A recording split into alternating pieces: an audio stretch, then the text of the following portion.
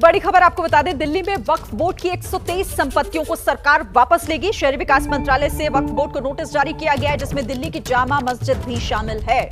मनमोहन सरकार के दौरान जामा मस्जिद को वक्फ बोर्ड को दिया गया था। अब सरकार दिल्ली की महत्वपूर्ण 123 संपत्तियों को वापस लेगी।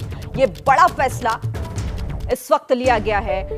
बड़ी खबर इस वक्त, जिस तरीके से नोटिस जारी किया गया शहरी विकास मंत्रालय की तरफ से वक्फ बोर्ड को, जिसमें वक्फ की कई संपत्तियां 123 संपत्तियों को वापस लेने का फैसला लिया गया। इस पर और क्या जानकारी हमारे पास है, सीधे रुख कर लेते हैं मेरे सहयोगी नीरज का। मैं आपको बता दूं कि शहरी विकास मंत्रालय ने दिल्ली की 123 ऐसी संपत्तियां हैं जो वक्फ बोर्ड के पास हैं, उनको वापस लेने का फैसला किया है। वो जो कभी न कभी दिल्ली सरकार के पास ही थी, लेकिन मनमोहन सरकार के दौरान उन्हें वक्फ बोर्ड को सौंप दिया गया था। उन सभी संपत्तियों को सरकार ने वापस लेने के लिए नोटिस जारी किया। फिलहाल उन संपत्तियों की पूरी डिटेल नहीं, लेकिन इसमें ये भी पता चला कि जामा मस्जिद भी उसमें से एक है, क्योंकि जामा मस्जिद को भी मनमोहन सरकार के दौरान वक्फ बोर्ड को सौंप दिया गया था।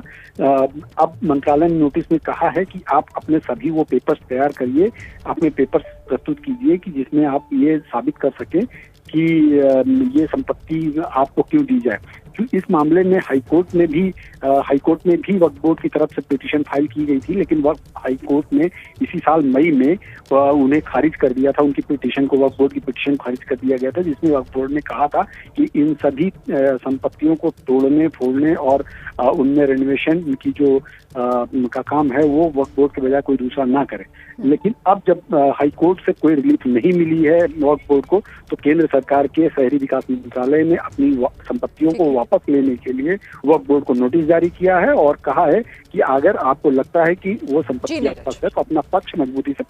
कितना बड़ा झटका माइनॉरिटी को लगा है, मुसलमानों को लगा है, वो भी 2024 चुनाव से पहले। कब्रिस्तान तक नहीं रहेगा, मस्जिद से लेकर दरगाह तक नहीं रहेंगे, तो दरअसल इस देश का मुसलमान जाए तो कहां जाए, यह सबसे बड़ी चुनौती है। इस्लाम का सबसे पवित्र स्थल जहां भारतीय जनता पार्टी ने हथौड़ा मारा है। दिल्ली वक्फ बोर्ड की जो जमीनें हैं, जो संपत्ति है 123 संपत्ति, दरअसल उसको भारतीय जनता पार्टी अधिकृत करना चाहती है, वो भी इस्लाम के उस पवित्र स्थल को जहां लाखों मुसलमानों का आस्था जो है वो चकनाचूर हो जाएगा। 123 प्रॉपर्टी में से जामा मस्जिद है, वो भी सेंट्रल दिल्ली का, कि भारतीय जनता पार्टी ने एक बड़ा कार्ड खेला है, वो भी हिंदू बनाम मुसलमान का। और अगली तैयारी वो सुप्रीम कोर्ट और हाई कोर्ट दोनों के लिए कर ले, उनको हिंदू मुस्लिम और धर्म के नाम पर ही करने का काम कर रही है। अमानतुल्लाह खान साहब, आपसे इतनी बड़ी गलती कैसे हो गई कि 123 जो दिल्ली की वक्फ बोर्ड की जो जमीनें हैं, दरअसल वो कैसे आपके हाथों से निकलता मालूम चल रहा है। वो आप क्या करना चाहते हैं? हिंदू मुस्लिम मंदिर मस्जिद इन पे लेकर के पूरे भारत देश का जो डिस्प्यूट है आप इसको क्रिएट करना चाहते हैं।